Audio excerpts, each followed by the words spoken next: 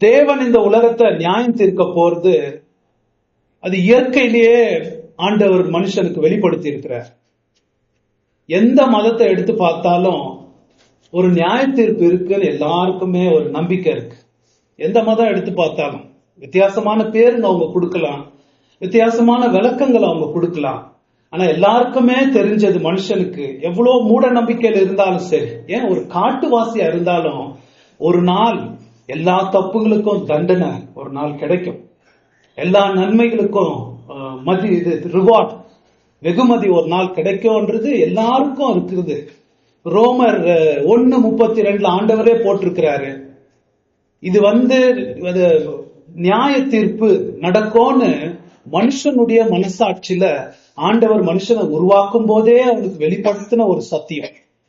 இந்த வசனம் இருந்தா படிப்போம். ரோமர் 1:32. இப்படிப்பட்டவர்களை செய்கிறவர்கள் மரணத்திற்கு பாத்திராயிருக்கிறார்கள் என்று தேவன் தீர்மானித்த நீதியான தீர்ப்பை அவர்கள் அறிந்திருந்தும் அவர்களை தாங்களே செய்கிறதும் அல்லாமல் அவைகளை செய்கிற மற்றவர்களிடத்தில் பிரியமாய் இருக்கிறார்கள். பாருங்களேன், இயற்கை மனுஷனை பத்தி பேசும்போது தேவனுடைய நியாயமான தீர்ப்பு அவங்க அறிந்திருக்கிறார்கள் அப்படின்னா, இயற்கை மனுஷனுக்கு தெரியும் ஒரு நாள் நியாய தீர்ப்பு வரப்போகுது. அவன் அதை மறுதளிக்கலாம், அவன் பாவத்தினால அதை அவன் ஒத்துக்காம இருக்கலாம். ஆனா அவனுக்கு தெரியும் ஒரு நாள் நியாய தீர்ப்பு வரப்போகுது. அது இயற்கையிலேயே வெளிப்படுத்தின ஒரு பொதுவான வெளிப்பாடுலயே ஆண்டவர் வெளிப்படுத்தி இருக்கிறார். அது மாத்திரம் இல்லாம விசேஷ வெளிப்பாடுதான் வேதம். மனுஷனுக்கு ரட்சிப்பின் வழியை காட்டுறதுதான் வேதம். அந்த வேதத்துல மிகவும் தெளிவாக நியாய தீர்ப்பு ஒரு நாள் இருக்க போகுது. ஒவ்வொரு மனிதனையும் தேவன் நியாயம் தீர்க்க போகிறார் அப்படின்னு பவுல் சொல்றார். அப்போஸ்தலர் நடவடிக்கையிலேயே அவர் சொல்றத நம்ம பார்க்கலாம். ஒவ்வொரு மனுஷனையும் தேவன் ஒரு நாள் நியாயம் தீர்க்க போகிறார். அந்த நியாய தீர்ப்பின் நிச்சயத்தை இயேசு கிறிஸ்துவ உயிரோடு எழுப்பி அதை உறுதிப்படுத்தி இருக்கிறார். அநேக தடவை இயேசு அதை பத்தி நியாய தீர்ப்பை பத்தி நிறைய பேசியிருக்கிறார். அப்போஸ்தலர்கள் நிறைய பேசியிருக்காங்க. நம்ம எல்லோரும் தேவனுடைய நியாய தீர்ப்புக்கு முன்பதாக நிற்க வேண்டும் என்றத இன்னைக்கு நம்ம ரெவலேஷன்ல படிச்சுட்டு வரும்போது சபை சரித்திரம் 1வது நூற்றாண்டு இயேசு 1வது வருகையிலிருந்து 2வது வருகை வரைக்கும் இருக்கிற ஹிஸ்டரிய பல அடையாள மொழியில பல கோணங்கள்ல நம்ம பார்த்துட்டு வரோம். பல பிக்சர்ஸ் போய்கிட்டே இருக்கு. ஆனா ஒரே சரித்திரம் தான். பல கோணங்களை நம்ம பார்த்துட்டு வரோம். இப்போ நம்ம பார்த்துட்டு வர ஒரு அடையாள மொழி அது முடிய போகுது. அந்த படம் முடிய போகுது. 14ல இருந்து இந்த 14வது அதிகாரம் 19ல இருந்து 20 வரைக்கும் அது முடிஞ்சிட போகுது. இது ஆரம்பிச்சது நமக்கு 12வது அதிகாரத்துல ஆரம்பிச்சிச்சு. எங்க அந்த ஸ்திரீ கர்ப்பிணி ஸ்திரீ ஒரு பிள்ளையை பெறுகிறா. ஒரு வலு சர்ப்பம் வருது. அந்த வலு சர்ப்பம் 2 மிருகங்களை கொண்டு வருது. மிருகங்களை கொண்டு வந்து மனிதர்களை எப்படி மயக்கி வைக்குதுன்னு பாக்குறோம். பாபிலோனுடைய மது இதெல்லாம் பார்த்துட்ட உடனே இந்த 14வது அதிகாரத்துல இயேசு கிறிஸ்து ஆட்டுக்குட்டியானவரா வருவதை நம்ம பார்க்கிறோம். அவருடைய சேனையோடு 1,44,000 ஜனங்களோடு பரலோகத்துல வெற்றிகரமா நிக்கிறத பார்க்கிறோம். நின்ன பிறகு இந்த அதிகாரத்துல கடைசியில இப்போ எந்த வசனங்களை முடியுதுன்னு பார்த்தோம்னா ஜட்ஜ்மெண்ட்ல தான் முடியுது. ஒவ்வொரு சைக்கிள்லயும் நம்ம பார்த்தோம்னா ரெவலேஷன்ல இயேசு கிறிஸ்து 1வது வருகையில இருந்து ஆரம்பிச்சு அந்த குழந்தை பிறக்கிறதுல இருந்து ஆரம்பிச்சு கடைசி 2வது வருகையில தான் முடியறத பார்க்கணும். இதுவும் அப்படி முடியறத தான் நம்ம பார்க்க போறோம். இதுல பாத்தீங்கன்னா இயேசு கிறிஸ்து 2வது வருகையை பத்தி இந்த வசனங்கள் நமக்கு விளக்கி கொடுக்குது. அவருடைய வருகை ஒரு அறுப்பு காலத்துக்கு ஒப்பிடப்படுகிறது. அறுப்பு காலம் நம்மலாம் வில்லேஜ்ல பார்த்திருக்கிறவங்க, ஒருவேளை சின்ன பசங்களுக்கு அது அறுப்பு காலம் தெரியாது. நாங்கெல்லாம் வில்லேஜ் எல்லாம் கொஞ்சம் பார்த்திருக்கிறதுனால அறுப்பு காலத்தை பத்தி நியாய தீர்ப்பு அறுப்பு காலம் மாதிரி இருக்க போது 2 விதமான அறுப்பு காலம். ஒண்ணு தானியத்தின் அறுப்பு, இன்னொன்னு திராட்சத்தின் அறுப்பு. இது ரெண்டும் ஒரு அடையாள மொழியா பயன்படுத்தி இப்படித்தான் ஜட்ஜ்மெண்ட் இருக்க போதுன்னு நமக்கு புரிய வைக்கிற மாதிரி இருக்கு. இது இயேசுவே இதுக்கு முன்னாடி பேசி இருக்கிறாரு. மத்தேயு 13வது அதிகாரத்துல படிச்சோம்னா அதுல பார்த்தோம்னா இயேசு ஒரு விதமான ஓமையை சொல்றார். தானியமும் கிளையும், தானியம் வீட் அண்ட் டேர்ஸ் இங்கிலீஷ்ல வருது. ரெண்டும் இவன் விதைக்கிறான். விதைச்ச உடனே என்ன ஆகுது, ஒரு சத்ரு அந்த டேர்ஸ் தமிழ்ல என்ன சொல்றது, கோதுமை இது தானியம், ஆனா அந்த கலைகள் அதை விதைச்சிடுறாரு.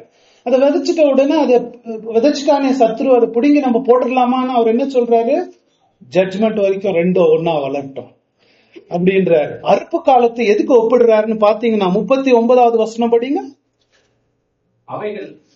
அவைகளை விதைக்கிற சத்துரு பிசாசு, அறுப்பு உலகத்தின் முடிவு. பாருங்களேன், அறுப்பு என்ன?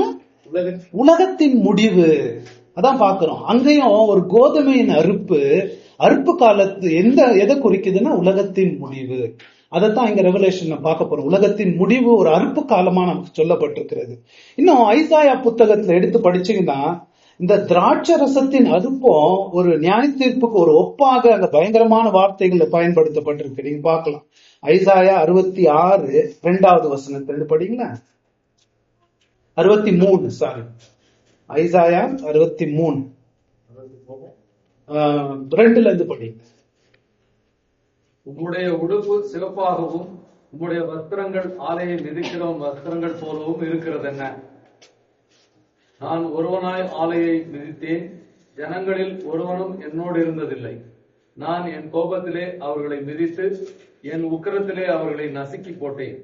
அதனால் அவர்கள் ரத்தம் என் வஸ்திரங்களின் மேல் தெரித்தது. என் உடுப்பையெல்லாம் கரைப்படுத்திக் கொண்டேன். நீதியை சரிக்கட்டும் நாள் என் மனதில் இருந்தது. என்னுடையவர்களை மீட்கும் வருஷம் வந்தது. நான் பார்த்தேன், துணை செய்வார் ஒருவரும் இல்லை, தாங்குவார் ஒருவரும் இல்லை என்று ஆச்சரியப்பட்டேன். அப்பொழுது என் புயமே எனக்கு ரட்சிப்பாகி என் உக்கிரமே என்னை தாங்கிற்று. நான் என் கோபத்திலே ஜனங்களை மிதித்து என் உக்கிரத்திலே அவர்களை வெறியாக்கி அவர்கள் சாரத்தை தரையிலே இறங்க பண்ணினேன். கர்த்தர் எங்களுக்கு செய்தருளின எல்லாவற்றிற்கும் தக்கதாகவும் அவர் தம்முடைய இரக்கங்களின் படியும் தம்முடைய திரளான தயவுகளின் படியும் இஸ்ரவேல் வம்சத்துக்கு செய்த மகா நன்மையை. சரி, போதும். இதுல பாத்தீங்கன்னா ஒரு ஒரு ஒரு ஆலயம் மெரிக்கிற ஒரு அடையாளத்தை ஜட்ஜ்மெண்ட்க்கு ஈக்குவல் பண்ணி சொல்லப்பட்டிருக்கு. அந்த மாதிரி படங்களை எடுத்துதான் யோவான் நமக்கு இங்க ஒரு காட்சி எழுதுறாரு. கடைசி காலத்துல ஒரு அறுப்பு காலத்துக்கு ஒப்பாக நமக்கு எழுதுறத நம்ம பார்க்கலாம். இதை நம்ம படிச்சு புரிஞ்சுக்க பார்ப்போம். அந்த பேக்ரவுண்டோடு புரிஞ்சுக்க பார்ப்போம். இங்க என்ன சொல்லப்படுதுன்னு பாத்தீங்கன்னா 14 வசனத்துல இருந்து நம்ம படிச்சோம்னா பின்பு நான் பார்த்தபோது இதோ வெண்மையான மேகத்தையும் அந்த மேகத்தின் மேல் மனுஷகுமாரனுக்கு ஒப்பானவராய் தமது சிரசின் மேல் பொற்கிரீடத்தை தமது கையிலே கற்குள்ள அறிவாளையும் உடைய ஒருவர் உட்கார்ந்திருக்கிறதையும் கண்டேன். பின்பு நான் பார்த்தபோது 3 காரியத்தை பார்க்க போறோம். இந்த அறுப்புல ஒரு அறுப்பவர் அறுக்கிறதுக்கு வருவாங்க இல்லைங்களா, அந்த அறுப்பவர். 2வதாக ஒரு முதிர்ச்சி அடைந்த ஒரு அறுப்புக்கு ரெடியா இருக்கக்கூடிய ஒரு அறுப்பு. அந்த அறுப்பை அறுக்கிற ஒரு காரியத்தை நம்ம பார்க்க போறோம். இந்த 3 காரியத்தை. முதலாவது, இது அறுப்பவர் யார் அப்படின்னு நம்ம பார்த்தோம்னா, முதலாவது இந்த தானியத்தினுடைய அறுப்பை பத்தி நம்ம பார்ப்போம். இது அறுப்பவர் யார் அப்படின்னு பார்த்தோம்னா, மேகத்தின் மேல ஒருத்தர் யார் உட்கார்ந்து இருக்கிறது? யார் மாதிரி? மனுஷகுமார். யார் இது மனுஷகுமாரன்? நமக்கு தெரிஞ்சதுதான். மனுஷகுமாரன் புதிய ஏற்பாடுல போட்டிருக்கும் போது ஆண்டவராகிய இயேசு கிறிஸ்துவை சொல்லுது. அவர் மேகத்துல உட்கார்ந்து வருகிறார், மேகத்துல உட்கார்ந்து வரார். அது பழைய ஏற்பாடு. புதிய ஏற்பாடை படிச்சவங்களுக்கு தெளிவாக தெரியும். ஆண்டவர் தம்முடைய 2வது வருகையில வரும்போது எப்படி வருவாரு? மேகத்தோடு தான் வருவார். மத்தேயு படிங்களா. மத்தேயுல எல்லாம் அவரு அடிக்கடி சொல்லி இருக்காரு. மத்தேயு 24:30 அவர் தம்முடைய 2வது வருகையில எப்படி வருதா சொல்லி இருக்கிறாரு.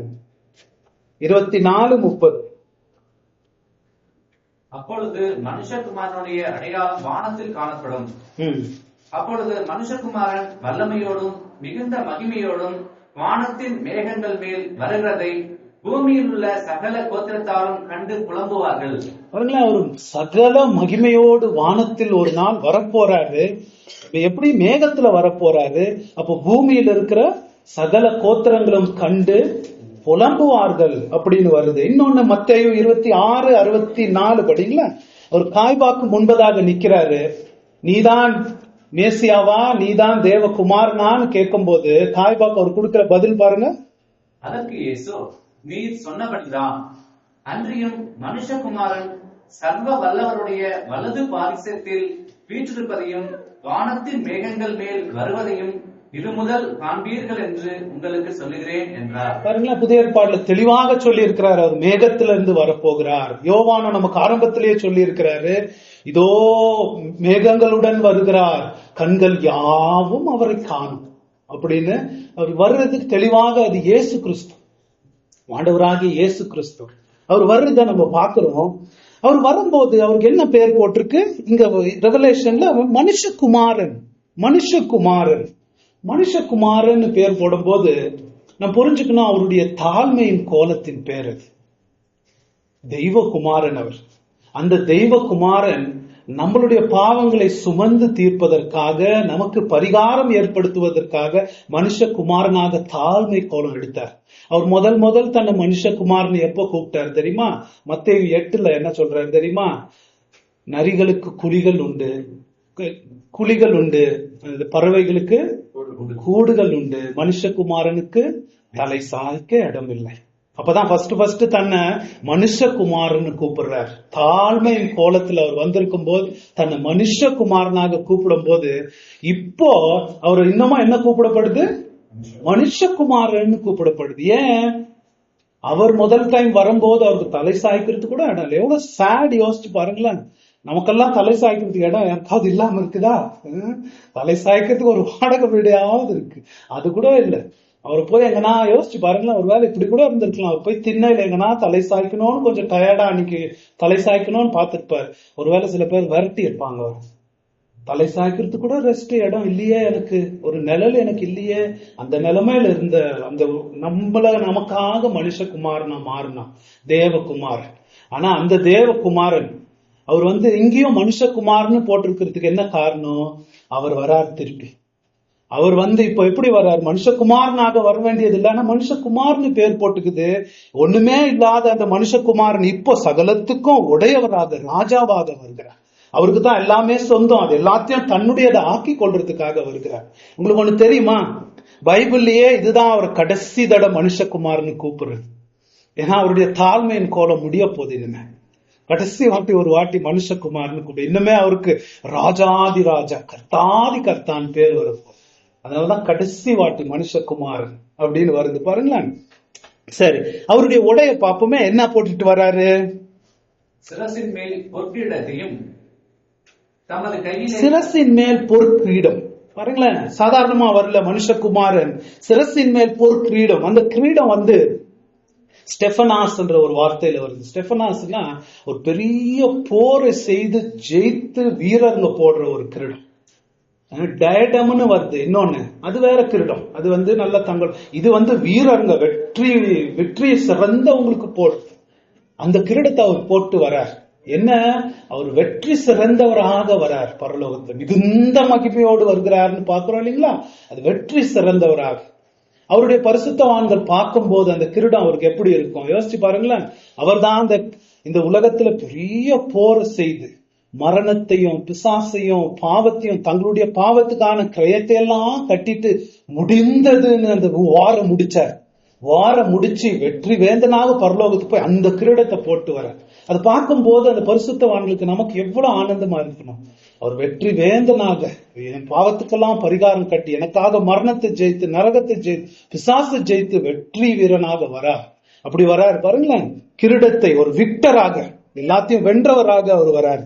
அடுத்ததாக தமது கையிலே கற்புள்ள அறிவாலயமுடைய ஒருவர் உட்கார்ந்திருக்கிறதையும் கண்டேன். கற்புள்ள அறிவால். அறிவாள்னா என்ன தெரியுங்களா உங்களுக்கு? அறிவாள்னா நம்ம நினைச்சுக்கிறோம் பெரிய நீட்டா இருக்கிற அறிவாள் இல்ல, சிக்கல் அப்படின்னு போட்டிருக்கு இங்கிலீஷ்ல. சிக்கல்னா அறுப்புக்கு அறிவாள் ஒண்ணு எடுத்துட்டு போவாங்க தெரியுங்களா? அது இப்படி இருக்கும், இப்படி இருந்து ஒரு உடன் ஹேண்டில் இருக்கும். அதெல்லாம் இப்படி பிளேடு மாதிரி இப்படி இருக்கும், வட்டமா இருக்கும், ரொம்ப ஷார்ப், ரொம்ப அதை போட்டு இப்படி அர்த்தம்னா அப்படியே வந்துடும். அந்த இது அறுக்கும் போது அந்த மாதிரி அது கொத்து கொத்தா வந்துடும். அந்த மாதிரி ஒரு அறிவால அவர் எடுத்துட்டு வர்றார் அந்த இது பண்றதுக்கு. பாருங்களேன், அவரு அந்த அறிவால வச்சுக்கிட்டு அவர் உட்கார்ந்து இருக்கிற மாதிரி அந்த காட்சி இல்லைங்களா? என்ன படிங்க 14வது வசனம்.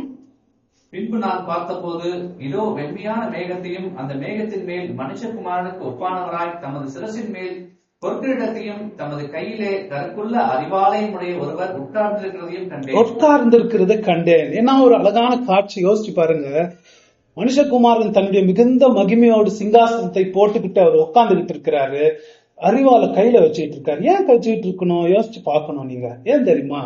நம்ம இயேசு வரணும் வரணும் வரணும்னு ஏங்குறோம்.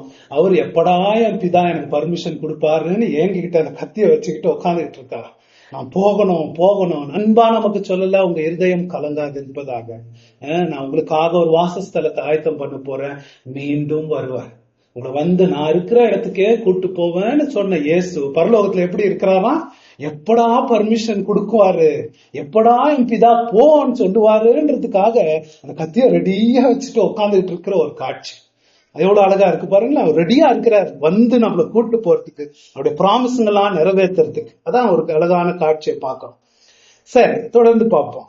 அப்பொழுது வேறொரு தூதன் தேவாலயத்திலிருந்து புறப்பட்டு மேகத்தின் மேல் உட்கார்ந்திருக்கிறதை நோக்கி, பூமியின் பயிர் முதிர்ந்தது, அறுக்கிறதற்கு காலம் வந்தது, ஆகையால் உம்முடைய அறிவாலை நீட்டி அறுத்துவிடும் என்று மிகுந்த சத்தமிட்டு சொன்னான். இவரு தன்னுடைய அருவாலை வச்சு நின்றுட்டு உட்கார்ந்துட்டு இருக்கிறாரு, மேகத்துல ரெடியா இருக்கிறாரு. அவருக்கு ஒரு கமாண்ட் வருது பாருங்களேன், செகண்ட் கமிங் கமாண்ட் வருது. என்ன? ஒரு தேவதூதன் வந்து ரெடியா இருக்க, அறுப்பு போய் அறுத்து விடும் அப்படின்னு. சில பேருக்கு இதனால கொஞ்சம் பிரச்சனை கூட இருக்குது. எப்படி போய் ஒரு தேவதூதன் போய் இயேசுக்கு கட்டளை கொடுக்கலாம்?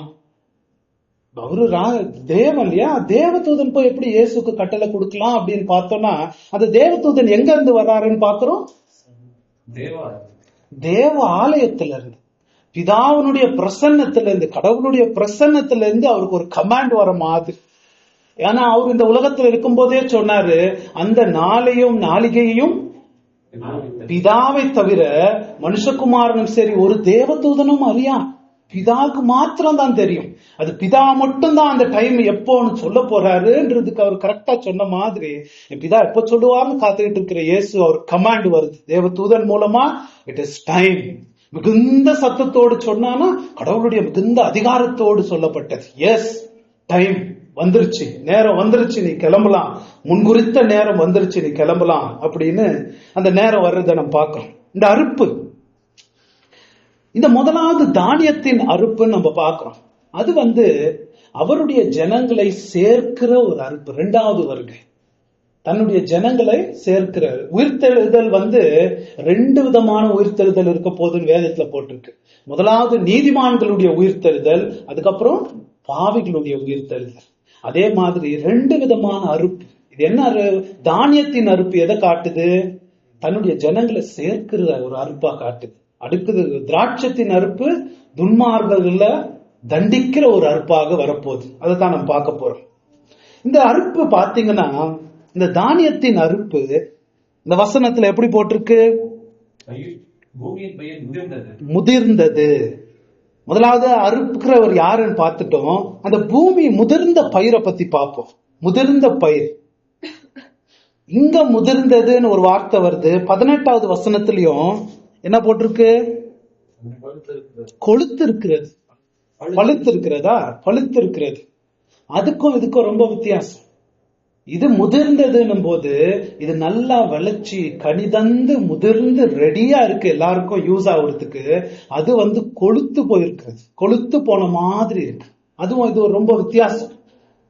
இது வந்து பாத்தீங்கன்னா, இந்த தானியத்தை எப்படி என்ன பண்ணுவாங்க? அதை அழகா எடுத்து கட் பண்ணி அதை செப்பரேட் பண்ணி எடுத்துட்டு போய் களஞ்சியத்துல சேர்த்து வைப்பாங்க. எடுத்துட்டு இல்லைங்களா, ரொம்ப கேர்ஃபுல்லா அதை ஹேண்டில் பண்ணுவாங்க. ஆனா திராட்சை கொடியோ அப்படி ஹேண்டில் பண்ண மாட்டாங்க. அதை பிடிச்சி கட் பண்ணி எடுத்துட்டு போய் ஆலையில தூக்கி போட்டு மெரிப்பாங்க. அது ரெண்டுக்கும் வித்தியாசத்தை நம்ம பார்க்க போறோம். பாருங்களேன், இந்த படம் பாத்தீங்கன்னா உங்களுக்கு எப்படியோ தெரியல, நீங்க பாத்திருக்கீங்களா தெரியல. நான் சின்ன வயசுல எனக்கு அந்த அனுபவம் ஆண்டவர் கொடுத்திருக்கிறாரு. கிராமத்துல ஒரு அறுப்பு காலம்னு பார்த்தோம்னா அது எப்படி இருக்கும் தெரியுமா உங்களுக்கு? ஒரு பண்டிகை. அந்த காலத்துல எல்லாம் ரொம்ப ஒரு பண்டிகை மாதிரி பண்ணுவாங்க. ரொம்ப பெரிய பண்டிகை. அவங்களுக்கு ஃபெஸ்டிவல்னா ஃபெஸ்டிவல், ரொம்ப ஆனந்தம், ஒரு செலிப்ரேஷன். ஏன்னா பல மாதங்களா அதுக்காக உழைச்சிருக்கிறாங்க. அத பூமியை சரி பண்ணி அதை விதைச்சு அதுக்கு தண்ணி பாய்ச்சி அதுக்கு மருந்து போட்டு அதுவும் இதுவும் வராத நாட்டம் தேவம் ஒரு விவசாயம் எப்படி அது மேலேயே உயிரா இருக்கும்.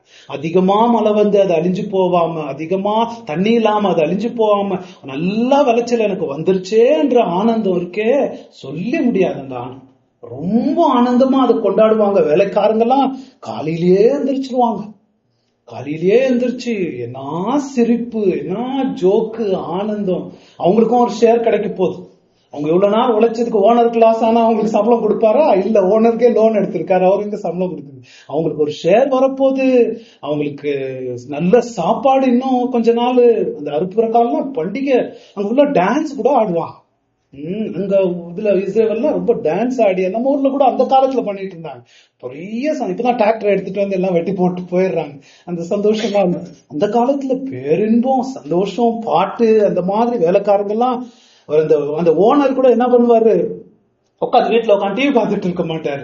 அவரும் போவாஸ் கதையில வர மாதிரி அந்த அறுக்கிறவங்க கூட சேர்ந்து அவரும் பாடி ஆடி பேரானந்தம், பெரிய சந்தோஷமா இருக்கும். அந்த மாதிரி ஒரு சந்தோஷத்தை தான் இந்த தானியத்தின் அறுப்பு நம்ம காமிக்கும். ஒரு பெரிய சந்தோஷம். என்ன சந்தோஷம்? இயேசு கிறிஸ்து எக்கால சத்தம் தொனித்தது, இயேசு கிறிஸ்து வரார். அப்ப என்ன ஆனந்தம் ஏற்படும் விசுவாசிகளுக்குள்ள நினைச்சு பார்க்கலாம். நான் இந்த 1 மணி நேரம் அதை பத்தி எடுக்கலாம். 1 தெசலோனிக்கர் 4:16 போட்டுக்கு பாருங்களேன்.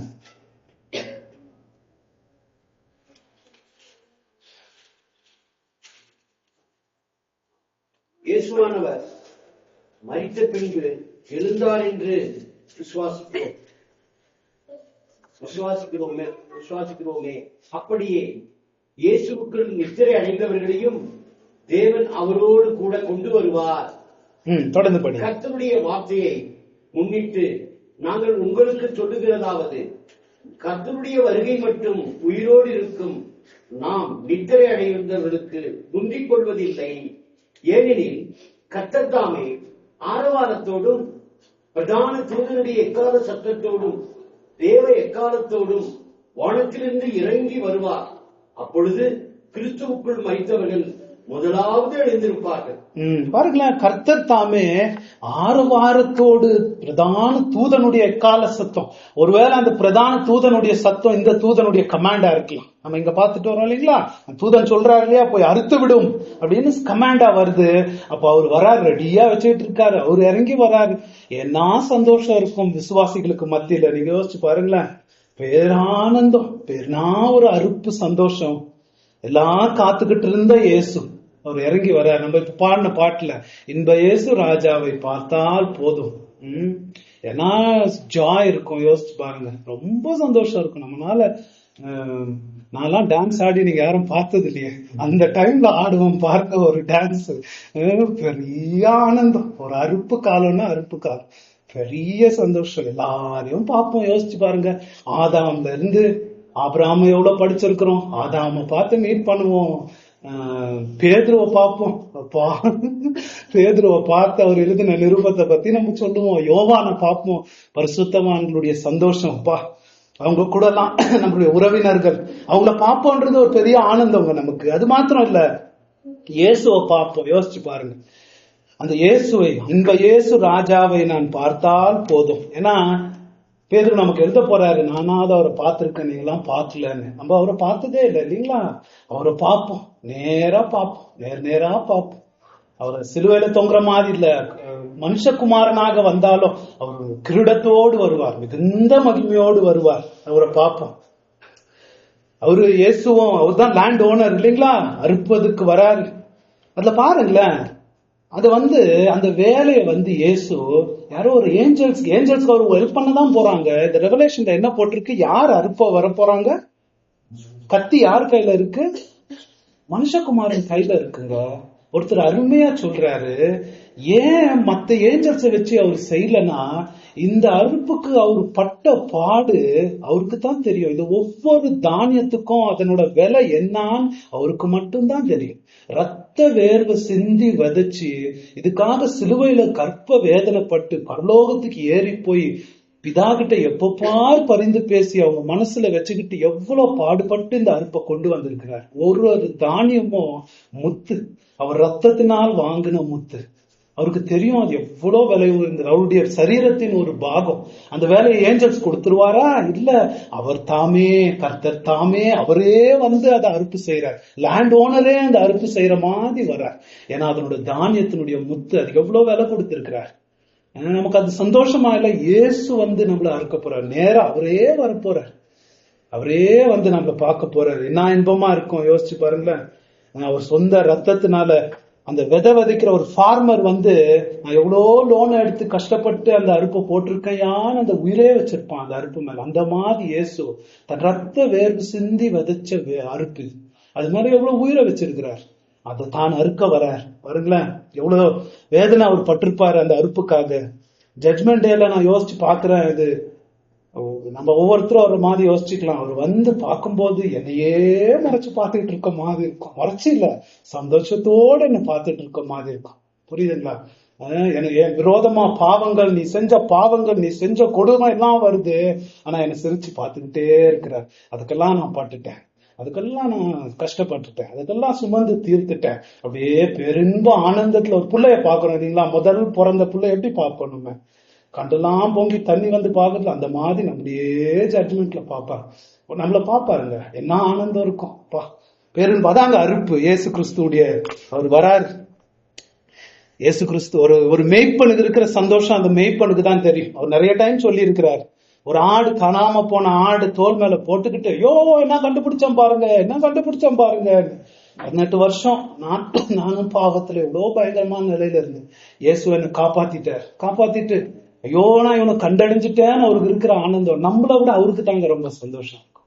நம்மளை விட ரொம்ப கஷ்டப்பட்டவர் அவரு தான். அறுப்புக்காக வராரு, என்ன ஆனந்தம் இருக்கும் யோசிச்சு பாருங்க. பெரிய பிதா மிகுந்த சந்தோஷப்படுவாரு, தேவ தூதருங்க சந்தோஷப்படுவாங்க, அந்த மூப்பருங்க, அந்த 4 ஜீவன்க பரலோகமே ஆனந்தத்துல, அறுப்பு கால ஆனந்தத்துல குதிக்கிற டான்ஸ் ஆடுற ஒரு நேரம். அதுதான் தானியத்தின் அறுப்பு. அதான் பாக்குறோம், அறுத்து விடும் அப்படின்னு கட்டளை வந்த உடனே என்ன ஆகுது? அப்பொழுது மேகத்தின் மேல் உட்கார்ந்திருந்தவர் தமது அறிவாலை பூமியின் மேல் நீட்டினார், பூமியின் விளைவு அறுப்புண்டது. அது ஒரு பெருன்பம், ஒரு பெரிய ஆனந்தத்தின் இயேசு கிறிஸ்துவின் 2வது வருகை. அதை பத்தி அது சொல்லுது. இது ஒரு கதை இல்ல, நம்ம யோசிச்சு பாத்துக்கணும். இது ஒரு கதை இல்லைங்க, திஸ் இஸ் ரியல். நம்ம நினைக்கிறோமா இது ரியலா ஆக போகுதுன்னு? ரியல், இது ஆகவே போகுது, நிச்சயமா ஆக போகுது. அதுதான் நினைச்சு பெரிய நம்பிக்கை, அதுதான் நம்ம பாக்குற விசுவாசம் நமக்கு வேணும். அது ரியலா நடக்க போகுது. இது எப்படி ரியலோ நம்ம போன வாரம் பார்த்ததும் ரொம்ப ரியல். போன வாரம் பார்த்தது யாரெல்லாம் இந்த பாபிலோன் மதுவை குடித்து அதனால தங்களை கொளுத்துக்கிறாங்களோ அவங்களுக்கு வரப்போற நியாய தீர்ப்பு, ஜட்ஜ்மெண்ட் ரொம்ப பயங்கரம். போன வாரம் நரகத்தை பத்தி நம்ம பார்த்தோம், எவ்வளவு பயங்கரம். அந்த அழுகையும் பருக்கடிப்பும் இருக்கிற இடம் பயங்கரமா. அவங்க தேவ கோபாக்கினின் பாத்திரம், கலப்பிடம் இல்லாம கொஞ்சம் கூட தேவனுடைய தயவில்லாத தண்டனையை தாங்க முடியுமோ இல்லையோ அவங்க அனுபவிக்கத்தான் போறாங்க. ஆட்டுக்குட்டியானவர்களுடைய பரிசுத்த தேவ தூதருக்கு முன்பதாக அவங்க பயங்கரமா அனுபவிக்க போறாங்க. இரவும் பகலும் அவங்களுக்கு நிச்சயமா ரெஸ்டே இல்லை, அதை அனுபவிக்க போறாங்க. இதெல்லாம் நமக்கு ஏன் எழுதி இருக்கு? நடக்கிறது நடக்கட்டுமே அப்படின்னு நம்ம போவோம். இதெல்லாம் ஏன் நமக்கு எழுதி இருக்கு தெரியுமா? 12வது வசனத்துல திருப்பி போவோமே, நம்ம போன வாரம் விட்டுட்டோம். ஒரு பயன்பாடுக்கு அதை பார்த்துட்டு தொடர்ந்து இந்த வசனங்களை பார்ப்போம். ஏன் இது எழுதி இருக்கு நமக்கு? தேவனுடைய கற்பனைகளையும் இயேசுவின் மேலுள்ள விசுவாசத்தையும் காத்துக் கொள்வர்களாகிய பரிசுத்தவான்களுடைய பொறுமை இதிலே விளங்குகிறது என்று கூறினான். பரிசுத்தவான்களுடைய பொறுமைனா இங்கிலீஷ்ல பெர்சிவரன்ஸ், விடாமுயற்சி. பரிசுத்தவான்களுடைய விடாமுயற்சி, இதெல்லாம் நமக்கு ஏன் எழுதி இருக்கு தெரியுமா? நம்ம விடாமுயற்சியா தேவனுடைய ராஜ்யத்தை தேடணுங்க. கதை கேட்கறதுக்கு இல்ல. ரொம்ப நல்லா இருந்துச்சு அந்த ரிலேஷன் கிளாஸ், இந்த ரொம்ப அது பேசிட்டு போறதுக்கு இல்ல. விடாமுயற்சி. எந்த விடாமுயற்சி? பரிசுத்தவான்களுடைய விடாமுயற்சியில நம்மளும் ஈடுபடணும். பரிசுத்தமாக்குதல்ல விடாமுயற்சியா போகணும். விடாமுயற்சின்னா தெரியுது இல்லைங்களா? ஒரு ரேஸ்ல ஓடுற மாதிரி. பரிசுத்த வாழ்க்கையிலயும் இதுலயும் பாபிலோன் நமக்கு மது கொடுக்கணும்னு வருது, அதை தட்டி விட்டுக்கிட்டு விடாமுயற்சியா நம்ம போகணும். அதுக்குதான் இதெல்லாம் நமக்கு எழுதி இருக்குங்க. சும்மா கதை கேட்கறதுக்கு இல்ல. பாருங்க, பரிசுத்தவான்களுடைய விடாமுயற்சி என்ன அது பாருங்களேன். அது ஏன்னா இந்த பாபிலோன் மது நம்ம பார்க்கும்போது நம்ம நினைச்சுக்கிறோம் நம்ம ஒவ்வொருத்தருடைய வாழ்க்கையிலும் தனிப்பட்ட விதங்கள்ல நமக்கு அது மது கொடுத்து வருதுங்க. நம்ம அதை சாதாரணமா நினைச்சுக்கிறோம், அது ஒண்ணுமே இல்லைன்னு நினைச்சுக்கிறோம். கடவுள் நம்ம கண்ணை திறந்தாருன்னா நம்ம பார்க்க முடியும். ஒவ்வொருத்தரும் தனிப்பட்ட விதத்துல தேவனுக்கு பயந்து அவருக்கு மகிமைப்படுத்தி அவருக்கு உண்மை இல்லாதபடிக்கு நமக்கு என்னங்க செஞ்சு வருது, அதை யோசிச்சு பார்க்கணும். அது மது கொடுத்துக்கிட்டு வருது. அதையெல்லாம் நம்ம தட்டி தளிச்சு நம்ம விடாமுயற்சியா ஓடணும். அதுக்கு தான் இதெல்லாம் சொல்லப்படுது. பாபிலோனை நம்பாத, அது கொடுக்கிற மது பின்னாடி ஓடாத, விடாமுயற்சியா நீ ஓடு. பரிசுத்தவான்களுடைய விடாமுயற்சி. யார் பரிசுத்தவான்கள்? தேவனுடைய, அதே போட்டிருக்கு. யார் பரிசுத்தவான்கள்? தேவனுடைய கற்பனைகளையும் இயேசுவின் மேலுள்ள விசுவாசத்தையும் காத்துக் கொள்ளுவர்களாகிய பரிசுத்தவான்களுடைய அவங்களுடைய விடாமுயற்சியில நம்ம போகணும். பரிசுத்தவான்களுடைய விடாமுயற்சி. யார் பரிசுத்தவான்கள்? தேவனுடைய இயேசு கிறிஸ்துடைய விசுவாசத்தை காத்து கொள்ளுகிறவர்கள். அப்படின்னா என்ன அர்த்தம்? இயேசு கிறிஸ்து விசுவாசத்தை காத்து கொள்ளுகிறவர்னா நம்மளுடைய விசுவாசம் இல்ல. நம்ம எதை நம்பணும்னு ஆண்டவர் ஆப்ஜெக்டிவ் ஃபேத், சப்ஜெக்டிவ் ஃபேத்னு இருக்கு. நம்ம நம்ப வேண்டிய சத்தியத்தை ஆண்டவர் வேதத்துல வடிவமைத்து கொடுத்திருக்கிறார். அதை புடிச்சுக்கிறவங்க, அதை காத்து கொள்ளுகிறவர்கள், அதை புடிச்சுக்கிறவங்க, those who hold fast, ஆண்டவருடைய சத்தியத்தை புடிச்சுக்கிட்டு, அது ஆண்டவருடைய சத்தியத்தை புடிச்சுக்கிட்டு இருக்காங்கன்னு எப்படி தெரியும்? இயேசு கிறிஸ்துடைய விசுவாசம் புதிய ஏற்பாடுல நமக்கு ஆண்டவர் வெளிப்படுத்தி இருக்கிற விசுவாசம். அது புடிச்சுக்கிட்டோம், அதை புடிச்சுக்கிட்டு இருக்காங்கன்னு எப்படி தெரியும் நமக்கு? ஆண்டவருடைய கற்பனைகளை கை கொள்ளுகிற வாழ்க்கை அவங்களுக்கு இருக்கும். பாருங்களேன், பரிசுத்தவான்கள்னா யாரு? ஆண்டவர் இயேசு கிறிஸ்துடைய விசுவாசத்தை காத்து கொண்டு அவருடைய கற்பனைகளை கை கொள்ளுகிறவர்கள். அந்த விடாமுயற்சியில நம்ம ஓடும். என்ன வந்தாலும் துன்பங்களுக்கு மத்தியில, கஷ்டங்களுக்கு மத்தியில, பிசாசு, மிருகங்கள், நமக்கு சோதனைகளுக்கு மத்தியில் நம்ம என்ன பண்ணணும்? தேவனுடைய விசுவாசத்தை, இயேசு கிறிஸ்துடைய விசுவாசத்தை காத்து கொண்டு என்ன போட்டிருக்கு? அவருடைய கற்பனைகளை கை கொள்ளணும். இதான் நமக்கு, இதுக்காகத்தான் இதெல்லாம் போட்டிருக்கு. இதுலயே பரிசுத்தவான்களுடைய விடாமுயற்சி விளங்கும். யார் பரலோகத்துக்கு போறதுன்னு இதுல தெரியும். அததான் போட்டிருக்கு. நம்ம ஊர்ல இந்த மிருகத்து கூட சேர்ந்துக்கிட்டு எத்தனையோ பேரு வெறும் விசுவாசிச்சா போதும், நீ ஒரு விசுவாசியா, இயேசுவை விசுவாசிச்சா நீ பரலோகத்துக்கு போயிருவ. உண்மையே இல்ல. உன் விசுவாசிச்சுன்னா அந்த விசுவாசத்துக்கு ஏற்ற கனி இருக்கணும். அதுதான் என்ன? தேவனுடைய கற்பனைகளை கை கொள்ற ஒரு வாழ்க்கை இருக்கணும். நீ விசுவாசினா அதுக்கு ஏற்ற ஒரு கற்பனைகளை கை கொள்ற ஒரு வாழ்க்கை இருக்கணும். அதுல நம்ம அதிகமா போகணும். இந்த பாபிலோனை நம்ம இடம் கொடுக்காம நம்ம போகணும். அதான் நம்ம பாக்குறோம். அப்படி எந்த அளவுக்கு நாம் போகணும் பாருங்களேன். மரண பரியந்தம், கடைசி வரைக்கும் நிலைத்திருக்கிறவனே ரட்சிக்கப்படுவான்னு போட்டிருக்கு. கடைசி வரைக்கும் நம்ம சாகுற வரைக்கும் போகணும். ஒருவேளை அந்த மாதிரி இயேசு கிட்ட உண்மையா இருக்கிறதுனால நமக்கு மரணமே வருதுனாலும், எத்தனையோ பேர் முதல் நூற்றாண்டுல அப்படித்தானுங்க ஆனாங்க. அவங்களுக்கு மரண பிரச்சனை வந்துருச்சு இல்லையா? இயேசுவை வணங்குறியா, சீசரை வணங்குறியா? இயேசுவை வணங்குறேன்னு சொன்னா அவங்க இது பண்ணிடுவாங்க, ரத்த சாட்சியை கொண்டுடுவாங்க. மரண பரியந்தம் நீ போகணும்.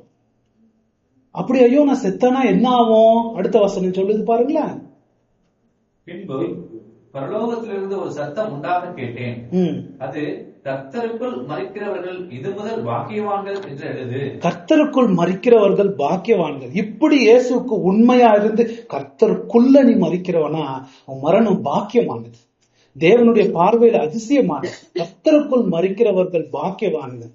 புரியுதுங்களா? அது சொன்ன உடனே நம்ம ஏதாவது ஒரு வசனம் சொன்ன உடனே ஆமேன்னு சொல்ற மாதிரி பரிசுத்தாவி கடைசியில பாருங்களேன், ஆம் ஆமேன் அப்படின்னு ஹோலி ஸ்பிரிட் சொல்றாரு.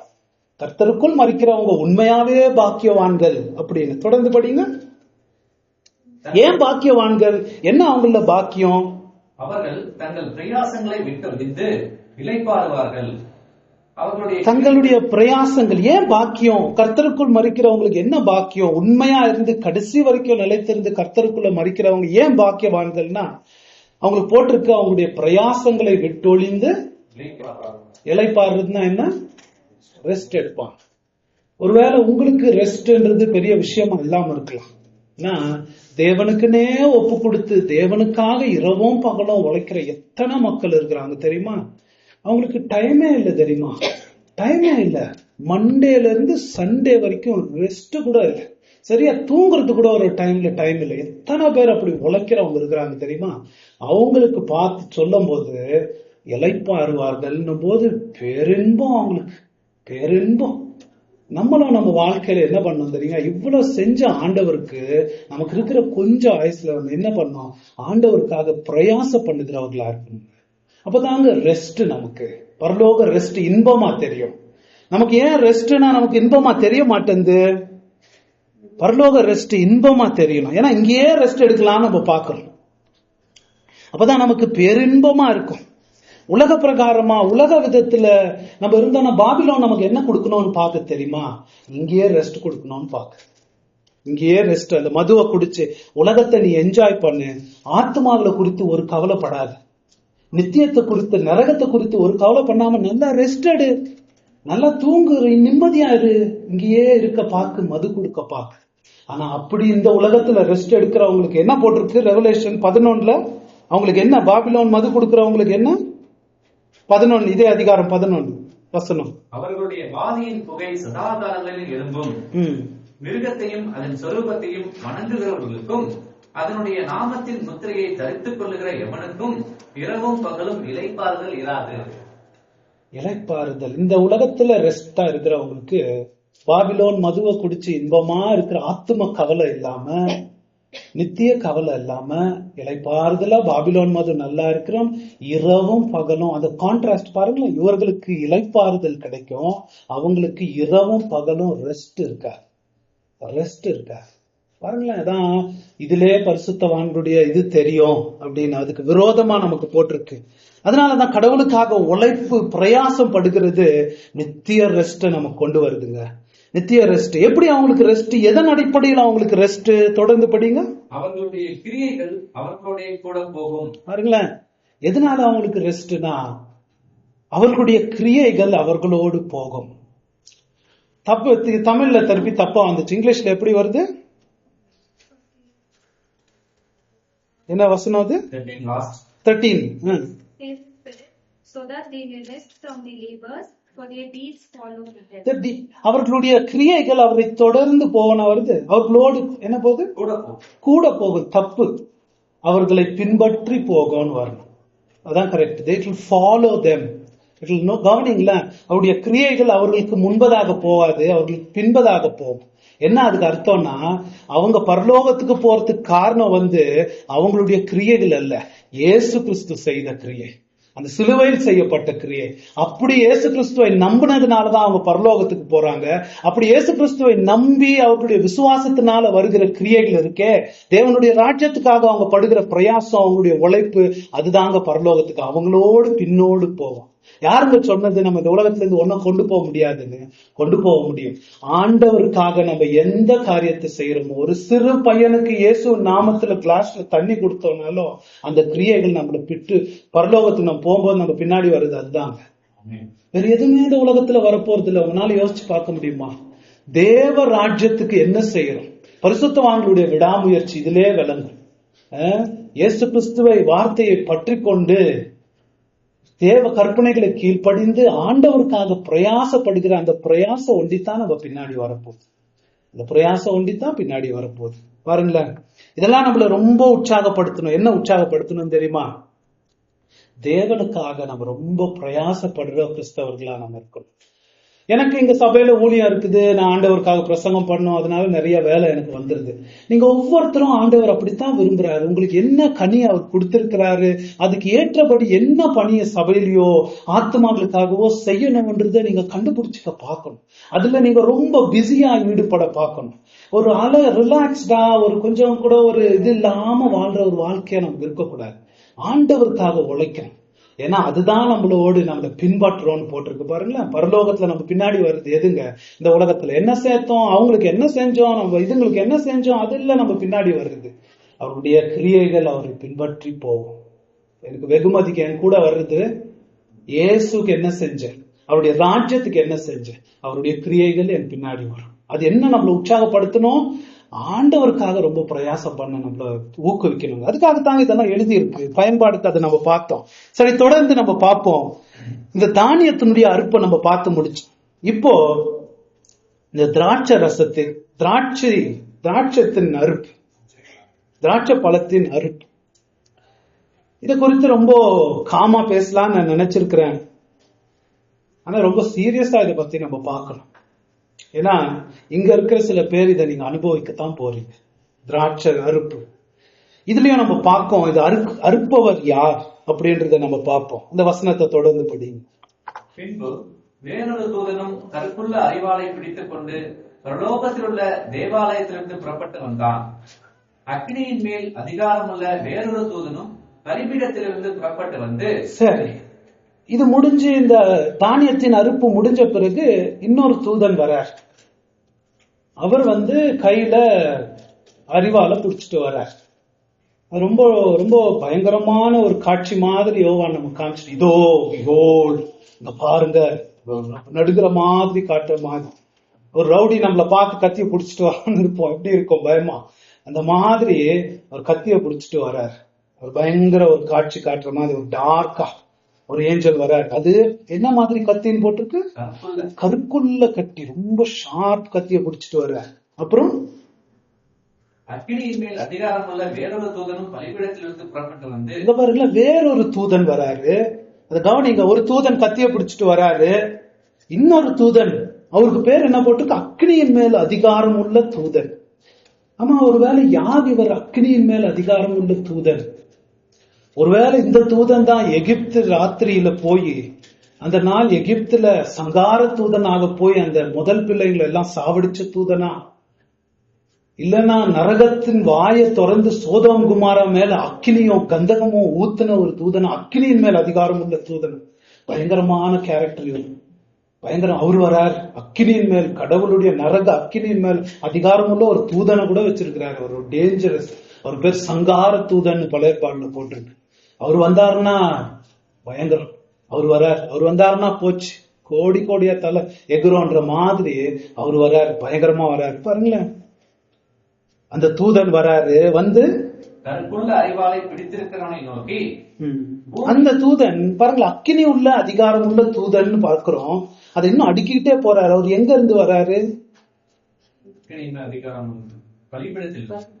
அந்த முதலாவது கற்புள்ள கட்டையும் கொடுத்துட்டு ஒரு தூதன் இந்த பக்கம் வராரு. இங்க இருந்து அக்னியின் மேல் அதிகாரம் உள்ள தூதன் வராரு. அவரு பலிபீடத்துக்கிட்ட இருந்து வராரு. எந்த பலிபீடம் அது? நம்ம ரெவலேஷன்ல ஏற்கனவே படிச்சிருக்கிறோம். என்ன பலிபீடம் ஞாபகம் இருக்குங்களா?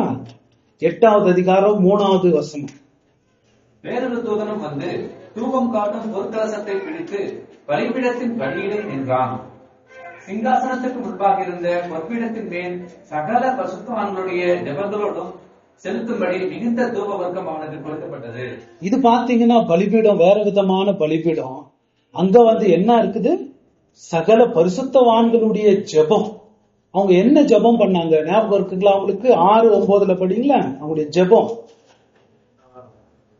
அவர் 5ஆம் முத்திரையை உடைத்த போது தேவ வசனத்தின் நிமித்தமும் தாங்கள் கொடுத்த சாட்சியின் நிமித்தமும் கொல்லப்பட்டவர்களுடைய ஆத்துமாக்களை பலிபீடத்தின் கீழே கண்டேன். அவர்கள் பரிசுத்தமும் சத்தியமுள்ள ஆண்டவரே, தேவரின் பூமியின் மேல் குடியிருக்கிறவர்களிடத்தில் எங்கள் ரத்தத்தை குறித்து எதுவரைக்கும் நியாய தீர்ப்பு செய்யாமலும் பழிவாங்காமலும் இருப்பீர் என்று மகா சத்தமிட்டு கூப்பிட்டார்கள். இந்த பரிசுத்தவான்கள்லாம் ஜெபங்களை ஏறெடுத்தாங்க. உங்களுக்கு ஞாபகம் இருக்கா? நம்ம அதை படிக்கும் போதுதான் கடவுள் அநியாயமா பரிசுத்தவான்களை, பாவத்துல புரண்டு வளர்கிற உலகம் பரிசுத்தவான்களை அநியாயமா அழிச்சு கொன்னுருச்சு, ரத்த சாட்சியா அழிச்சு கொன்னுருச்சு, எத்தனையோ கொடுமைகள் பரிசுத்தவான்களுக்கு பண்ணிருக்கு. கடவுள் அதெல்லாம் பார்த்துக்கிட்டு அநேக நூற்றாண்டு சும்மா இருந்திருக்கு. ஆண்டவரே, எம்மட்டும் இப்படி நடக்க போகுது, எம்மட்டும் உங்களுடைய பரிசுத்தவான்களுக்கு இந்த மாதிரி வேதனை உலகம் கொடுக்க போகுதுன்னு அவங்க செஞ்ச ஜெபத்துக்கு இங்க என்ன வருது தெரியுங்களா? அந்த ஜெபத்துக்கு பதிலாக அங்கிருந்து இவர் வரார். எங்க இருந்து வராரு? பலிபீடத்துல இருந்து வராரு. எதுவா? அந்த ஜெபத்துக்கு அவங்க ஏறெடுத்த ஜெபங்களுக்கெல்லாம் பதில் கொடுக்கிற மாதிரி நம்ம ஒண்ணு நினைச்சுக்கணும். சபை சரித்திரம் படிக்கும் போது இந்த ஃபாக்ஸஸ் புக் ஆஃப் மார்டிஸ் அப்படின்னு ஒரு புக் இருக்கு. எத்தனை பேர் ரத்த சாட்சியா கொன்னாங்கன்றது அந்த புக்ல எப்படியெல்லாம் கொன்னாங்கன்னு விவரிச்சு போடுவாங்க. அதெல்லாம் படிச்சோம்னா நம்ம ரத்த கொதிப்பே நமக்கு வந்துடும். என்ன கொடுமை பண்ணிருக்காங்க. லேடிஸ் ஹஸ்பண்ட்ஸ் முன்னாடி லேடிஸ்க்கு பண்ண கொடுமை, பிள்ளைங்களுக்கு பண்ண கொடுமை, பெற்றோர்களுக்கு பண்ண கொடுமை, பயங்கரமா கொடுமை பண்ணிருக்கிறான். ஜான் விக்லிஃப் என்றவர் பெரிய மனுஷன், வில்லியம் டிண்டேல் என்றவர் அவங்க பண்ணதெல்லாம் பைபிளை ரொம்ப நல்லா படிச்சுட்டாங்க, மத்தவங்களுக்கு டிரான்ஸ்லேட் பண்ணி கொடுத்தாங்க, புடிச்சு எரிச்சுட்டாங்க மனுஷர்களை, பயங்கர கொடுமை பண்ணி இருக்கிறான். அந்த கொடுமையெல்லாம் பாக்குற நமக்கெல்லாம் ஒரு ஒரு பக்தி வைராக்கியம் நமக்கு இருக்கணும். இந்த மாதிரி நம்முடைய சகோதரங்களை பண்ணிட்டாங்களேன்ற ஒரு பக்தி வைராக்கியம் நமக்கு இருக்குதா? யோசிச்சு பாருங்களேன். அந்த பரிசுத்த கோபம் நமக்கு இருக்கணும். இந்த அமெரிக்காவை ஒரு வாட்டி இந்த தீவிரவாதிங்க அந்த ட்வின் டவர்ஸ் இடிச்சுட்டாங்க, உங்களுக்கு ஞாபகம் இருக்குங்களா? ஒரு பிளெயினை எடுத்துட்டு வந்து அதை இடிக்கும் போது அங்க மக்கள் கதறல் என கோடானி கோடி மக்கள் அந்த பில்டிங்ல இருந்து பயத்துல வேதனையில, சில பேர் வந்து அதை பார்த்துட்டு அங்க இருந்தே அந்த பயம் அவங்க மேல விழுவுதுன்னு அங்க இருந்து பயத்துல கீழே குதிச்சுட்டாங்க. நிறைய பேர் கீழே குதிச்சு அந்த பில்டிங்கே அசந்து கீழே எத்தனையோ பேர் நசுங்கி போயிட்டாங்க, எத்தனையோ குடும்பத்தார் அழிஞ்சு போயிட்டாங்க. அதெல்லாம் பாக்குற அந்த பிரசிடென்ட் புஷ்ஷுக்கு எப்படி இருக்கும்? அந்த பார்த்த மனுஷன் அது மேல எல்லாம் போய் நிக்கிறாரு, அந்த ஊர் மக்கள் எல்லாம் கத்துறாங்க, ஐயோ போயிட்டாங்க, அப்பா போயாச்சு, அம்மா போயாச்சுன்னு எல்லாம் அழுகுறாங்க. அவர் என்ன சொன்னார் தெரியுமா? அந்த இடத்துல, உங்க சத்தம்லாம் எனக்கு கேக்குது, இதுக்கு காரணமானவங்க நம்முடைய சத்தத்தை சீக்கிரம் கேட்க போறாங்க அப்படின்னாரு. அதுதான் ஈராக் வார் ஸ்டார்ட் ஆச்சு. அந்த மாதிரி, ஏன்னா என்னுடைய ஜனங்க, என்னுடைய தேச மனிதர்கள் இப்படி அநியாயம் நடந்து போச்சேன்ற வைராக்கியம் உங்களுக்கு. அந்த மாதிரி வைராக்கியம் நமக்கும் இருக்கணுங்க. நம்முடைய சகோதரிங்க எத்தனை பேரை கொண்டு போட்டுச்சு இந்த உலகம், எத்தனை பேரை அழிச்சு போட்டாங்க. சினிமாங்கள்ல வர மாதிரி எங்க அப்பா அம்மாவை என்ன மாதிரி கொடுமை பண்ணி அழிச்சாங்கன்னு அந்த பிள்ளைங்களுக்கு எல்லாம் வர ஆத்திரங்குதே, அந்த மாதிரி ஆத்திரம் நமக்கும் இருக்கணும். அவங்கதான் கேக்குறாங்க, செத்து போய் அநியாயமா கொலை பண்ணப்பட்டு பலிபீடத்துக்கு கீழே நின்று, ஆண்டவரே எம்மட்டும் இந்த அநியாயம், நமக்கும் கிறிஸ்தவங்களுக்கு எவ்வளவு அநியாயம் இந்த உலகத்துல இன்னமும் நடக்குது, அது குறித்து நமக்கு அக்கறை இல்லை. எம்மட்டும் இப்படி நடக்கும் ஆண்டவரேன்ற ஒரு வைராக்கியம் நமக்கும் இருக்கணும்.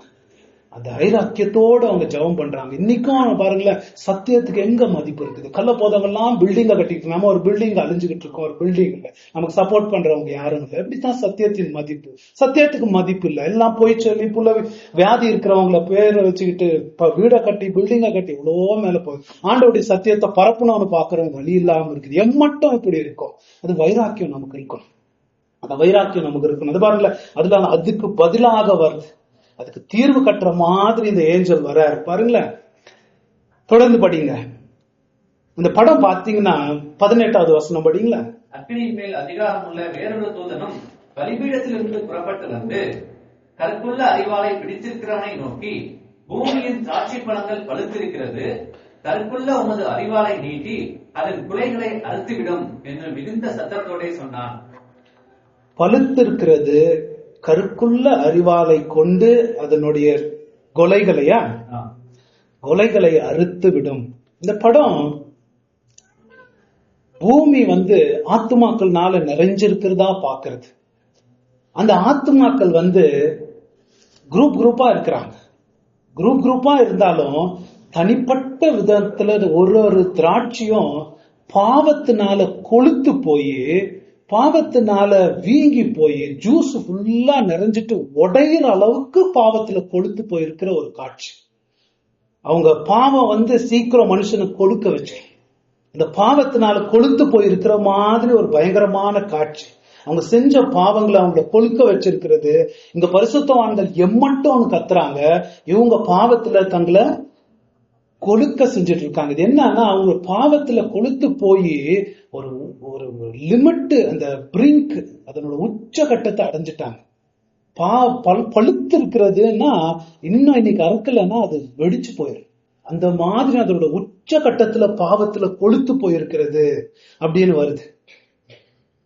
என்ன இதுன்னு பாத்தீங்கன்னா, ஆண்டவராகிய இயேசு கிறிஸ்துவை எப்பவும் நிராகரிச்சு, அவருடைய சுவிசேஷத்தை நிராகரிச்சு, தங்க இருதயத்தை கடினப்படுத்திக்கிட்டு ஆண்டவர் செய்யாத தடப்பட்ட அந்த கனியை பிடுங்கி வாங்கி தின்னு பாவத்தின் மேல பாவம் சேர்த்துக்கிட்டு ஆண்டவருடைய அழைப்பை நிராகரிச்சுக்கிட்டு உலகோனே போய் பாவோனே போய் தங்களை கொழுக்க வச்சுக்கிட்டு இருக்கிற ஆத்மாக்கள், அவங்கள பத்தி தான் இந்த திராட்சை ரசம் ஒரு அடையாளமா நமக்கு காமிக்கப்படுது.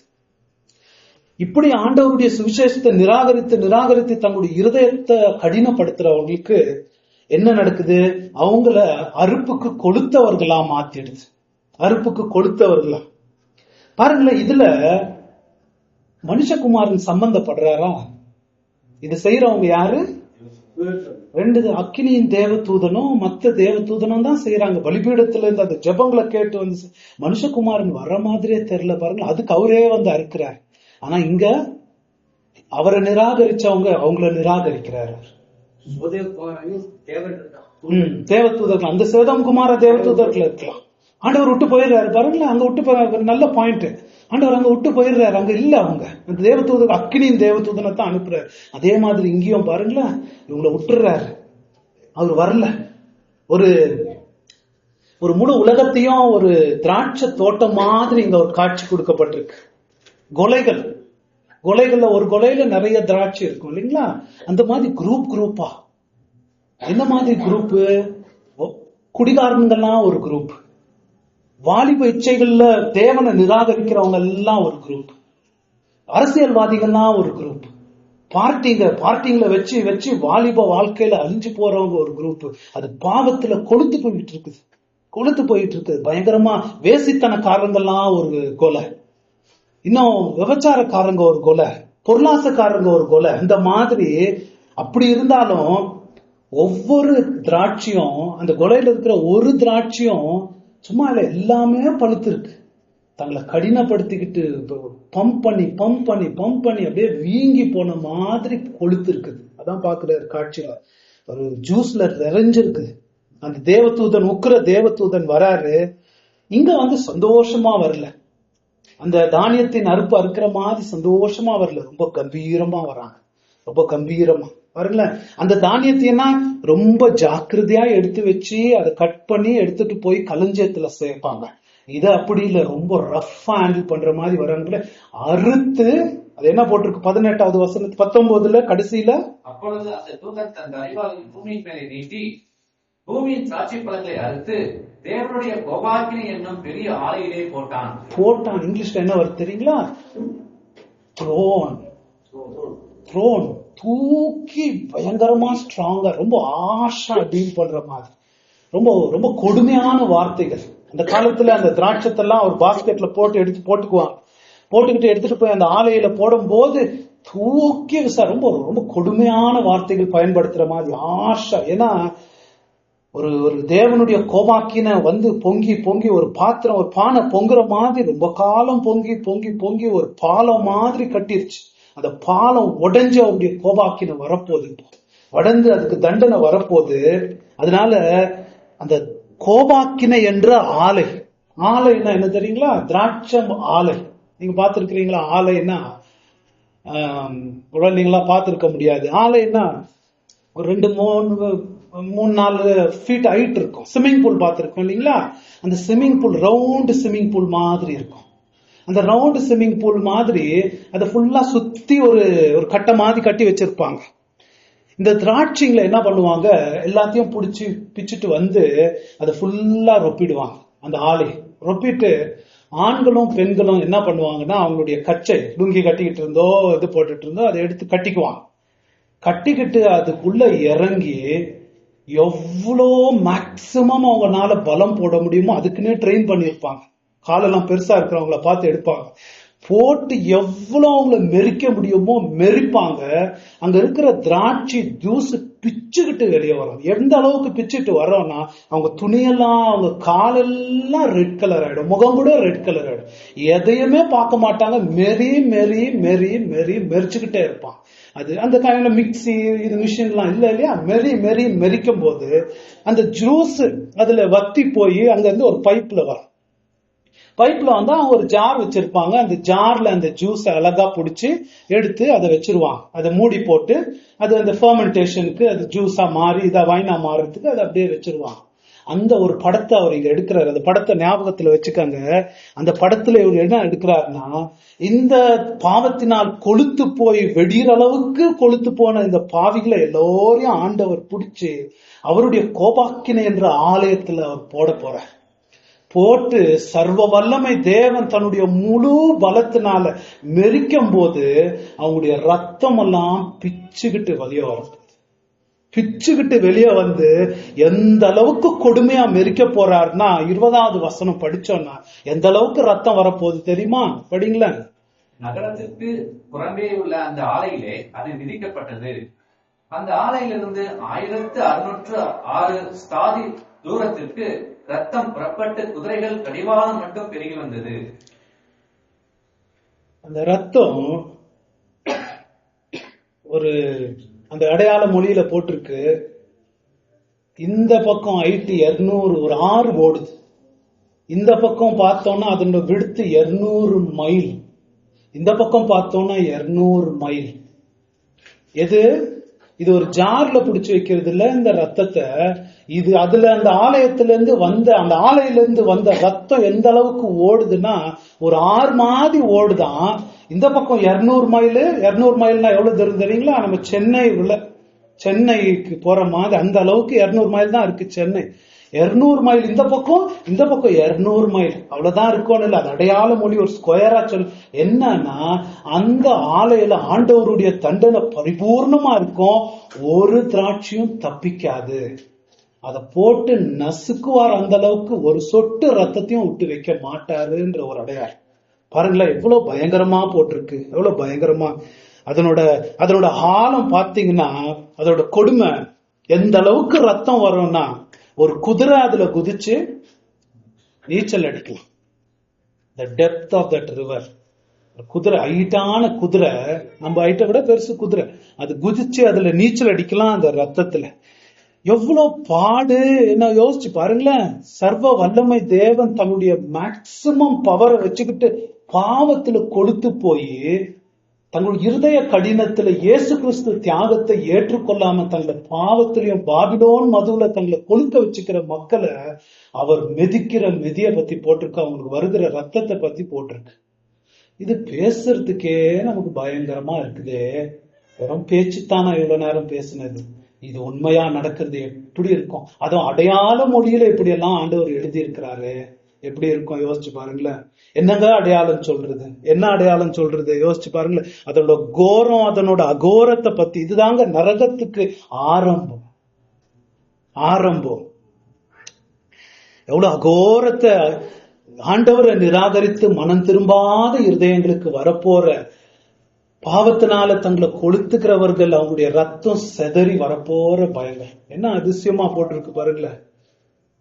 என்ன ஏதாவது அதிசயம் இருக்கா? ஏன் அந்த மக்கள் அவர் வரும்போது என்ன கேக்குறாங்க? மலைகளே குன்றுகளே எங்க மேல விழுந்துருங்க, அவர் கையில மாட்டணும்னா போச்சுன்னு அவங்க கதறதுக்கு காரணம் என்ன பாருங்களேன். ஏன்னா அது மாட்டணும்னா அவர் விட போறது இல்லைங்க. ஐயோ அதனோட அகோரத்தை சொல்லி முடியாது. ஒரு ஆக்சிடென்ட் ஆயிடுச்சுன்னா கொடுமையாதான் இருக்கு, இதெல்லாம் சொல்லணும். ஆக்சிடென்ட் ஆயிடுச்சுன்னா ஒரு லாரி ஏறிச்சுன்னு வைப்போம், ஆனா ரத்தம் உடம்புல இன்னும் கொஞ்சம் இருக்கும். ஆனா இவர் மெதிக்கிற மெதியில ஒரு சொட்டு ரத்தம் இருக்காது, எல்லாத்தையும் வத்தி எடுத்துருவாருன்னா என்ன சட்னி ஆகும் யோசிப்பாரு. ரொம்ப பயங்கரமா இருக்கும், ரொம்ப கொடுமையா இருக்கும். யோவான் இதெல்லாம் பார்த்து அவருடைய எலும்புங்களே உதறி இருக்கோங்க. பாருங்களேன், அடையாள மொழியில பேசுறாரு. நித்திய கோபாக்கினைய விளக்குறது, பாவத்தினால தங்களை கொளுத்த வச்சுக்கிறவர்களுக்கு வரப்போற தண்டனை, ஐயோ இப்படி எல்லாம் பேசுறீங்களே, இப்படி எல்லாம் பயங்கரமா பேசுறீங்களே, எப்படி கேக்குறதுன்னு ஒருவேளை உங்களுக்கு இருக்கலாம். பேசுறதுக்கே அதான் நான் சொன்ன மாதிரி இப்படி இருக்கே, அது உண்மையா இப்படி இருக்கும் யோசிச்சு பாருங்களேன். இதுக்காண்டி பைபிள்ல போடலைன்னா, இந்த பாஷை பைபிள்ல போடலைன்னா, இதெல்லாம் கிறிஸ்தவ மேடையில இவ்வளவு அசிங்கமா எல்லாம் பேசக்கூடாது. ஒரு பப்ளிக் டீசன்சில உனக்கு இப்படி எல்லாம் அசிங்கமா அகோரமா பேசுறோமே நம்மன்ற மாதிரி இருக்கு அப்படின்னு ரொம்ப யோசிச்சு பார்த்தேன். ஏன் அசிங்கமான அவ்வளவு கொடுமையான வார்த்தைகளை ஆண்டவர் பயன்படுத்தணும்னா அவருடைய கடைசி புக்கு. எப்படியாவது மனம் திரும்பி வந்துருவியா, எப்படியாவது என் உக்கிர கோபாக்கினிலிருந்து தப்பிச்சுக்குவியான்னு ஒரு டீசன்சிய பார்க்கல, பாஷைய பார்க்கல. எவ்வளவு அகோரமா தன்னுடைய கோபாக்கினை விளக்கணுமோ விளக்கி கொடுத்திருக்கிறார். தேவ கோபாக்கினின் ஆலை, அதுல மாட்டிக்காத, அதுல வந்துடாத அப்படின்னு வேண்ட மாதிரி பாஷைய கூட விட்டு நல்லா இருக்குமோ நல்லா இல்லையோன்னு கூட இந்த கொடுமையை அவர் எழுதி வச்சிருக்கிறார். பாருங்களேன், ரத்தம் அவர் மெரிக்க ரத்தம் பிச்சுக்கிட்டு வரமா, திராட்சையில இருந்து ஜூஸ் வரமா. என்ன பாஷையை அவர் பயன்படுத்தி இருக்காரு யோசிச்சு பார்க்கணும் நம்ம. இது ஒருவேளை இது இவ்வளவு பிள்ளைங்களுக்கு சொன்னா எப்படி இருக்கும்? பிள்ளைக்கு சொல்றது நான் ரொம்ப யோசிக்கிறேன்னா சொல்லியே சொல்லணும். இது நமக்கு ஒருவேளை பயம் ஏற்படுத்தணும்னு தாங்க ஆண்டவர் ஏற்படுத்தி இருக்கிறது இல்லையா? we should be scared to deathன்னுவாங்க. ரொம்ப பயந்து போனோம். இதெல்லாம் நம்ம நினைச்சு எதோ நினைச்சு பயந்து போறோம். இதை நினைச்சு பயந்து போனோங்க. இதை நினைச்சு நமக்கு தூக்கம் வரக்கூடாது. இதை நினைச்சு கட்டில நம்ம பிறண்டு பிறண்டு பிறண்டு பயந்து பயந்து எந்திரிக்கணும். வேற எதோ நினைச்சு எந்திரிக்கணும். இதை நினைச்சு எந்திரிக்கணும். இது உண்மையா நடக்க போறது. இதை நினைச்சு பயந்து தூக்கம் வராம போச்சுன்னா நமக்கு நல்லா இருக்கும். இது உண்மையா நடக்க போகுது. இந்த பாபிலோன் நமக்கு மது கொடுத்து என்ன பண்ண பார்க்க தெரியுங்களா? ஒன்னும் கவலைப்படாது, எல்லாம் நல்லா நடக்கும். All is well, all is well சொல்லிட்டு ஒண்ணுமே நடக்காது. All is not well. தேவ கோபாக்கினை வரப்போகிறது, வந்துகிட்டு இருக்கிறது. என்ன பண்றோம் நம்ம? ஆத்மாவில் அந்த கோபாக்கினைக்குள்ள போகிறது. என்ன பண்றோம் நம்ம? இதை குறித்து நமக்கு தூக்கம் வரக்கூடாது. இதை குறித்து சிந்திச்சு அதோட அகோரத்தை சிந்திச்சு தியானிச்சு தூக்கத்தை இழக்கிறவர்களா நம்ம மாறணும். இதை குறித்து பயப்படணும். அதுக்கு தாங்க எழுதியிருக்கு. ஏன்னா இதை குறித்து இன்னைக்கு தூக்கம் போய் இன்னைக்கு நமக்கு ரெஸ்ட் போய் நமக்கு வேதனை ஏற்பட்டா எவ்வளோ நல்லது. இதை மிஸ் பண்ணோம்னா இது குறித்து நமக்கு ஒரு கவலை இல்லாம இருந்துச்சுன்னா நித்தியமா தூக்கம் இல்லாம ரெஸ்ட் இல்லாம அழுகையோ புலம்பலோ நமக்கு இருக்க போகுது. இதை நம்ம மனசுல நினைச்சுக்குவோம். தேவனுடைய பயங்கரமான பாஷை ஆண்டவர் இங்க பயன்படுத்தி இருக்கிறார். கொடுமையான வார்த்தைகள். நான் யோசிச்சு பாக்குறேன். இத மிகுந்த சத்தத்தோடு மிகுந்த உதாரணங்கள்லாம் பயன்படுத்தி இதை நான் உங்களுக்கு சொன்னேன்னா நரகத்துல இருக்கிற 1% சொல்ல முடியாது. நம்ம பாஷைகளுக்கெல்லாம் பத்தாது. நம்ம முடிப்போம். பயன்பாடுக்கு ஒரு சில காரியங்கள். இன்னும் ஒரே ஒரு பாயிண்ட் நம்ம பார்க்க விட்டுட்டோம். இது எங்க நடக்கும்னு போட்டிருக்கு? நகரத்தின் புறம்பே உள்ள, நகரத்தின் புறம்பே உள்ள எருசலேம், புது எருசலேம் இருக்கு. அந்த நகரத்தின் வெளியே நடக்கும்னு போட்டிருக்கு. நகரத்தின் வெளியே என்ன இருக்கும்? ரெவலேஷன் 21:27 படிங்களா?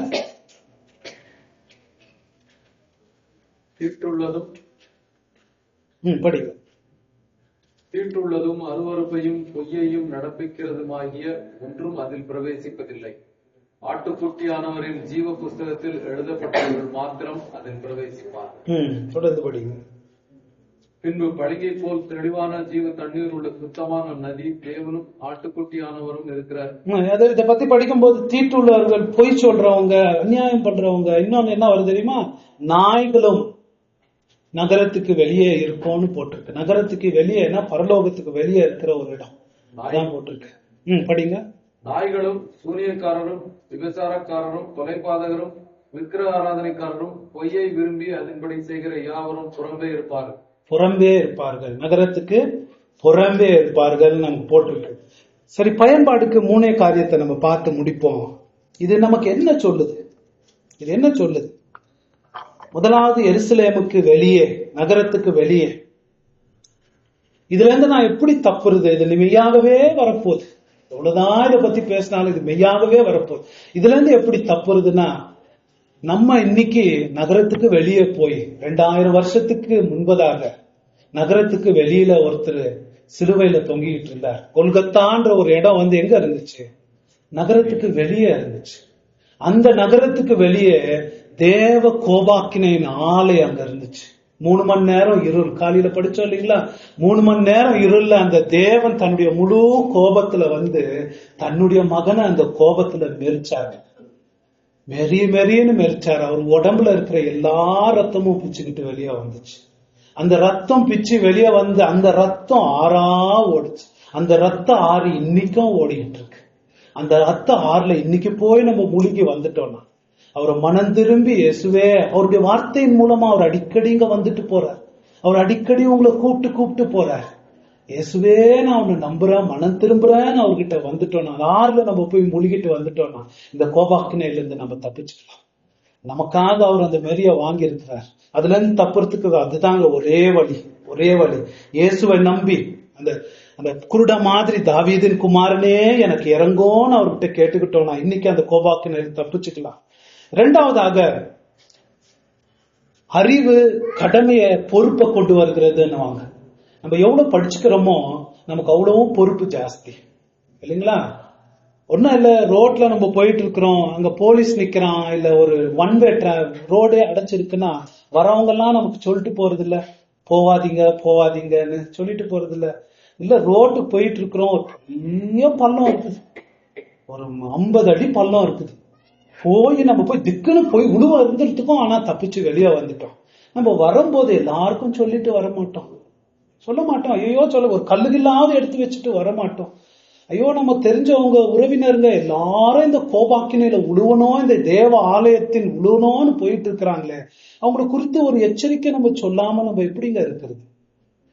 நம்ம யோசிச்சு பாருங்களேன். மனித அபிமானம்ன்றோம், அதையாவது நம்ம வார்னிங்காவது கொடுக்க வேணாமா? ஸ்பர்ஜன் சொன்னார், இல்ல தெரிந்து கொள்ளப்பட்டவங்க நீங்க பேசுனீங்கன்னா, எனக்கு தெரிஞ்சவங்களுக்கு யாருமே நான் ஜெபிக்காம அவங்களுக்கு வார்ன் பண்ணாம நரகத்தான் போறாங்கன்னு முடிவாயிருட்டோம். ஆனா அவங்களுக்காக ஜெபிக்காம அவங்களை எச்சரிக்காம நரகத்துக்கு போக நான் விட மாட்டேன் அப்படின்னு.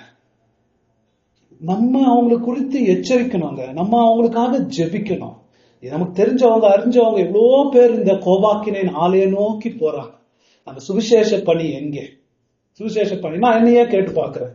போன வாரத்துல எத்தனை பேருக்கு ஒருத்தருக்காவது நான் இயேசுவை பத்தி சொல்லி இருக்கிறேன்னா?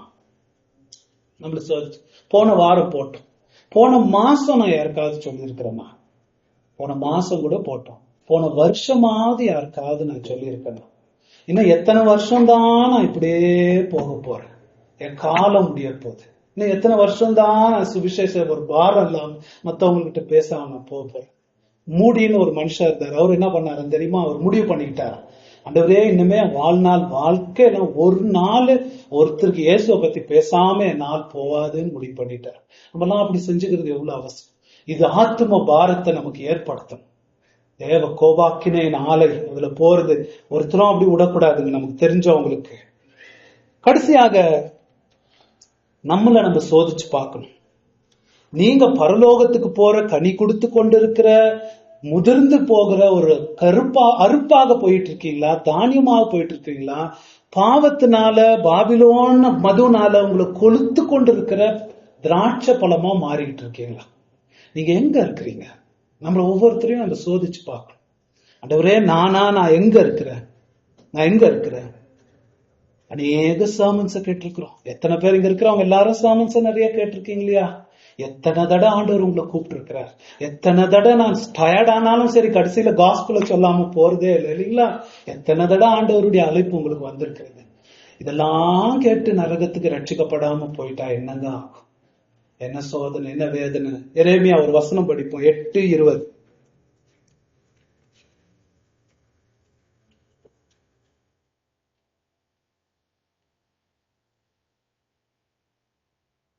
அறுப்பு காலம் சென்றது, கோடை காலமும் முடிந்தது, நாமோ ரட்சிக்கப்படவில்லை. அறுப்பு காலம் சென்றது, கோடை காலம் முடிந்தது, நாமோ ரட்சிக்கப்படவில்லை.